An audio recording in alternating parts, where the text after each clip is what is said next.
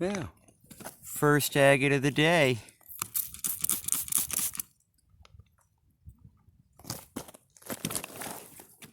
Ain't she just pretty? Just a tiny little thing.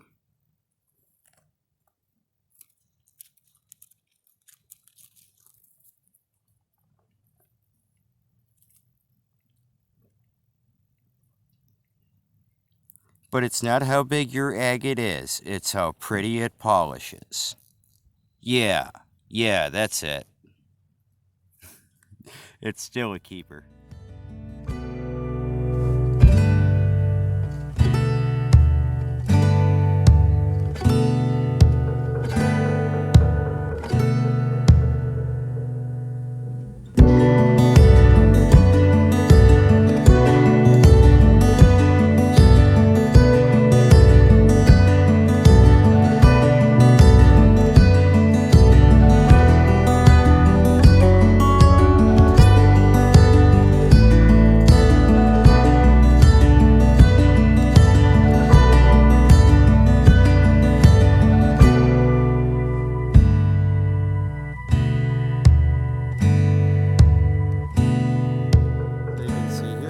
Gravel bar, and most people when they're on a gravel bar will probably be toward the water or in that main stream of gravel there. Now that's cool, that's a place to do it, but the place that a lot of people overlook is coming back toward the tree line. You're going to see there's some scrub brush that grows.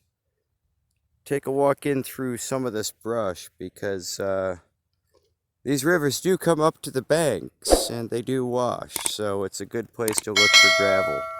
And it's probably one of the first settling points where you'll find agates as the water comes down.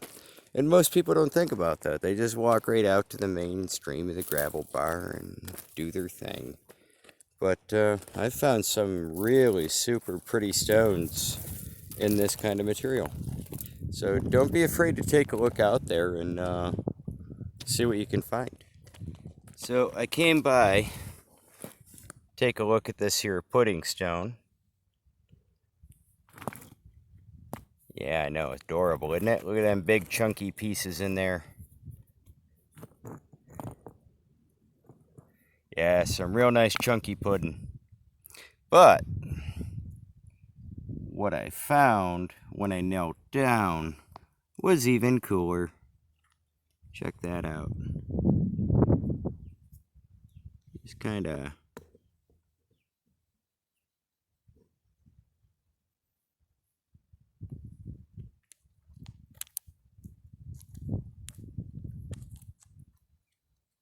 You see the faint bands in it? Trying to give it a little light and shadow so you can see that every now and then. They're really super faint. And try and get that out. And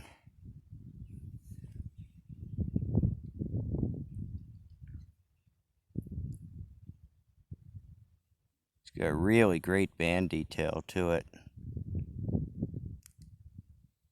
You can almost see as I turn it. You can make out those faint inner bands. Those will polish up really nicely. And it's a nice, full, complete band. That'll polish really, really well. That's a nice stone. You can see it looks like it was probably part of a... sorry. You can see it looks like it was probably part of a of a larger, possibly a limb cast. Maybe, because it has the exterior kind of detail that makes me think that. But it could have just been a nodule, that broke apart. You wrote it down. But you can see that there's some outer host rock still attached, just in the deep crevices. So that leads me to think that maybe it might be some kind of a limb cast type agate, as opposed to some sort of a fracture formation or a water line process. just little things, you know, you just kind of got to look at it. You take some rough field guesses as to what it is, and then when you get back home, you look at it, you clean it up, and you can make a better determination. But from where I'm at, my eye says that this is just a regular agate that eroded out of the host rock, and maybe, possibly, might have been part of some kind of a limb segment, but maybe. And that's only because I can't see it with host rock around it to tell you for sure. And nobody can. No, nobody can tell you unless they're looking at a piece that came right in situ where it was found, and you know, you can clearly see that it resembles a tree or a plant. That's about the only time. Otherwise, you know, we all have to take our best guess. And my best guess is that it's a lovely little agate with a nice complete band structure. Definitely a keeper. Hey guys, out for a little walk in the gravel bar. Found this little cutie hanging out.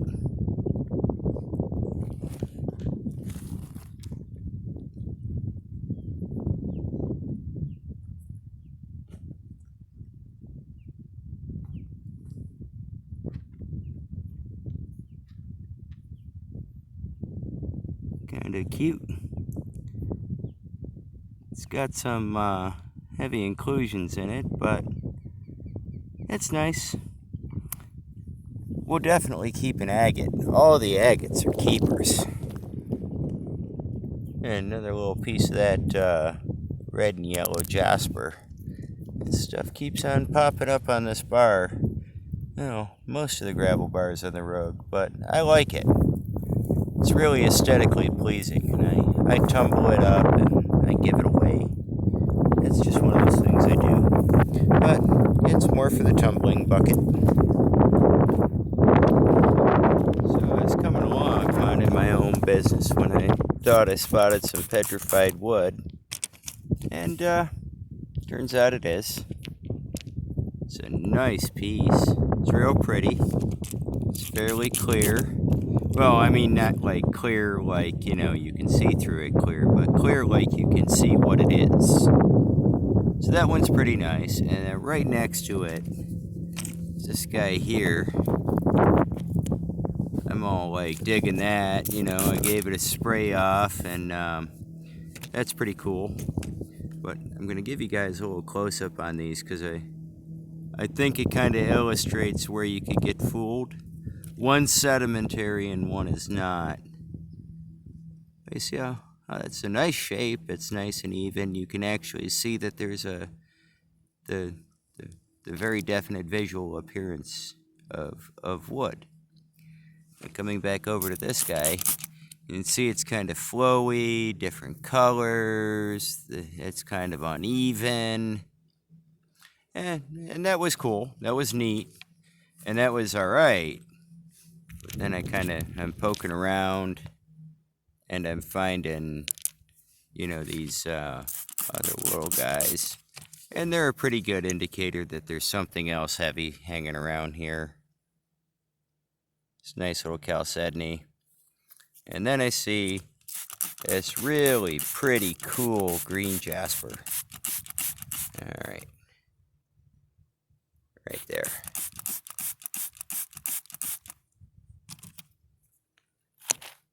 It's just like all over the place, this jasper. It keeps on turning up. But the greens in it are this really, you can kind of tell it's like this, you know, almost like pine green. It's really cool. And there's, you know, a lot of lighter material in through it. And it's almost like a jasper agate, but it isn't quite. It's like it's one of those weirdos that's sort of in between jasper and in between jasper agate. And it didn't quite cook long enough, I think. I don't know. But it's cool.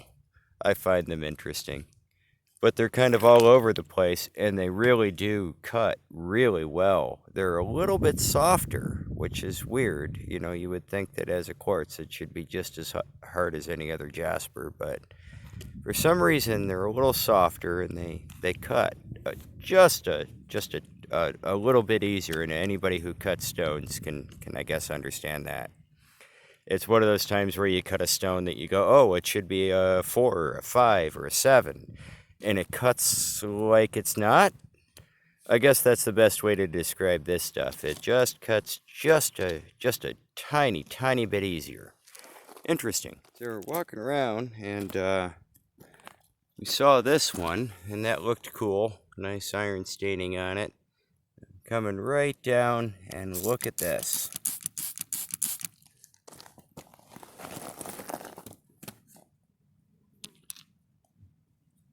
This one's pretty cool. So I'm just going to zoom that a little bit.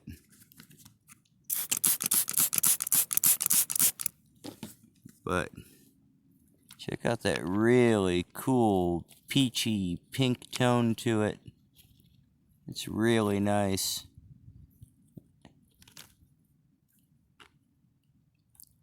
Color seems to be fairly consistent. I think that's a keeper. I'm going to bring that one back. It's kind of cool. There's some other stuff around.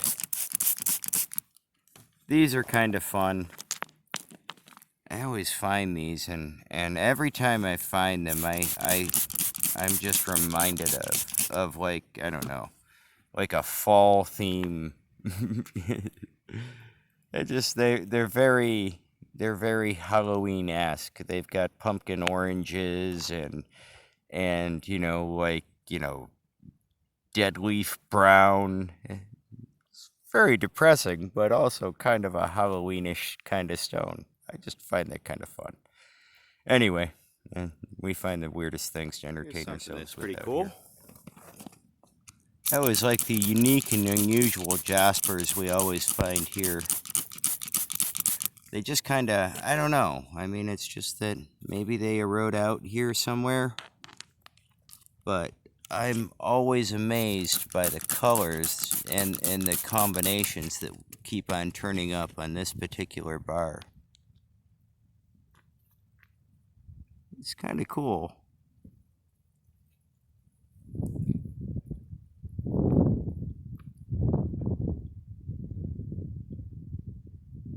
Just the color combinations that are coming out here. I find that really cool. That's definitely a keeper. A nice little red jasper. I love these little red and yellows. They're so fun. I like finding them. That's definitely a keeper. This piece of jasper we just found. Get that soaked down. Oh, and it's really cool on the other side. It's kind of like a piece from a nodule. You can see there's some green left on the inside of it. That's pretty cool.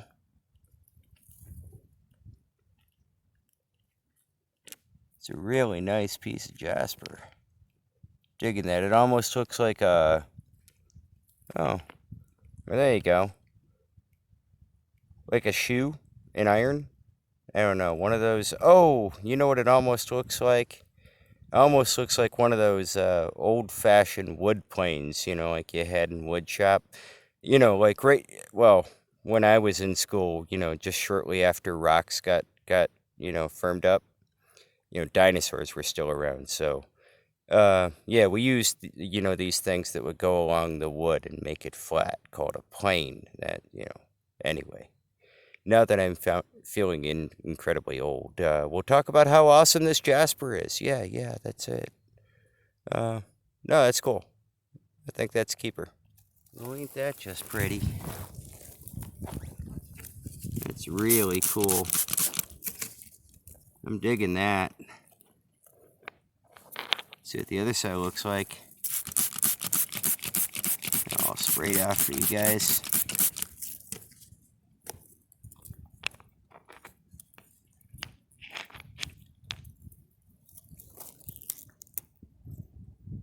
It's pretty cool. I'm digging that. That's nice. It's subtle. It's got reds and purples and yellows, a little bit of white in there. That's pretty cool. I like that. That's a keeper. Here's something pretty cool. Nice little jasper. But I'm gonna get this guy wet. I found it earlier and I let it dry right where it sat because I thought that maybe this might be cool. You guys might appreciate this.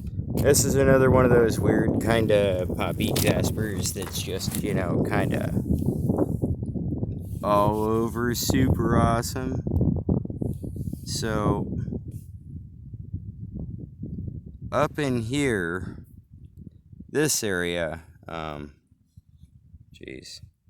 Yeah, so in through here, you can see there's a filigree detail. It looks pretty cool. Yeah.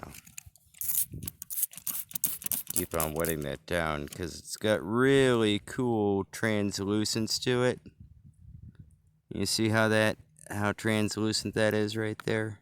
This area right here. Just trying. There's so much chalcedony in it that it just looks clear all the way down through it. The yellows and the reds get really super vibrant, and it's like it's set on this like wine red chalcedony. And looking on the back side of the stone, you can kind of see that that's the case all the way through the stone. It's all really super gemmy. That's really cool. But you can see there's little poppy formations all through it. Little yellow poppy formations like right there.